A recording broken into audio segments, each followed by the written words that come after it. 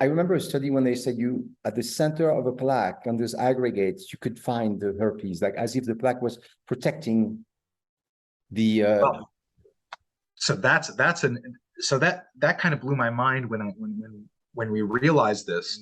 The hypothesis was floated that perhaps what's happening is that the brain is actually trying to occlude them or neutralize them. neutralize them in some way.